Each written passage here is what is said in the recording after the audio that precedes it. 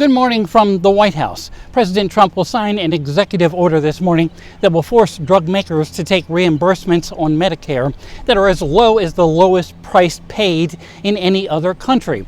This is not the same as negotiating prices that President Biden implemented in the Inflation Reduction Act, and Trump will also likely face what Biden did: lawsuits and pushback from Big Pharma. And negotiating prices, though, however, was upheld by courts in the end. In Switzerland, Saturday and Sunday meetings between U.S. and Chinese representatives were productive, and as a sweetener, President Trump had put out a Truth Social post Friday that 80% tariffs sounded about right on Chinese goods have been facing 145%. But this morning, both nations pulled way back. For a 90-day pause at least, U.S. tariffs on imports from China will drop to 30%, still substantial considering how much average Americans buy from China. For American goods, China has lowered its tariffs to 10% from 125%. The American public and businesses have been alarmed about the Chinese tariff levels and retaliatory levies imposed by Beijing. On Fox News Sunday, Commerce Secretary Howard Lutnick. President Trump's idea is to bring the golden age back to America, to reshore manufacturing, to build here, to have those people who build here not pay any tariffs. And if you want to build overseas, okay, you'll pay tariffs and you'll be less competitive in America, so build here. I mean, that's the idea. Here's the thing, though, and I pointed this out last week with the Great Britain deal involving cars, meat, and ethanol.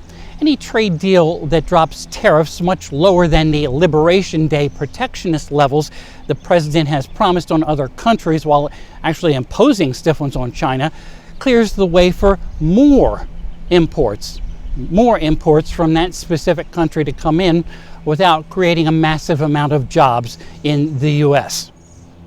Turning to immigration, on Friday, White House aide Stephen Miller hinted that the suspension of habeas corpus rights is being considered to prevent detainees from challenging their pending deportations. Congress and the courts would have to seemingly agree that if migrants are an invading force, to suspend the court rights, especially of non-citizens. Surely such a drastic idea is upsetting some Republicans. The president has said he will follow the law. The president says if he disagrees with the law, that he will appeal those things. The president was elected and he won every one of the battleground states on promising to secure the border and bring safety back to our communities. That's exactly what he is doing. And that's Senator John Barrasso of Wyoming on NBC's Meet the Press. And no doubt Republicans will be concerned about Donald Trump being willing to accept a luxury 747 from Qatar, where he happens to be visiting this week, to use as Air Force One down the road. He wants a newer model and is upset that Boeing is taking so long to produce the two slicked out 747s that have been ordered. On Truth Social, he writes, quote, "The Defense Department is getting a gift free of charge in the exchange.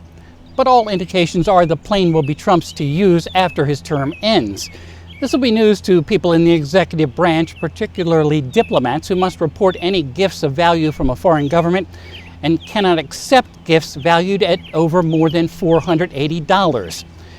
That's 1 million times lower than the base value of one jet the Qataris are willing to give before it is fitted with extra strength and special security, communication system, etc., for Trump to use it." He says, quote, "It would be a public and transparent transaction." But the expectation is, though, it won't be ready for at least 2 years. With Ear on the White House, I'm Bob Costantini.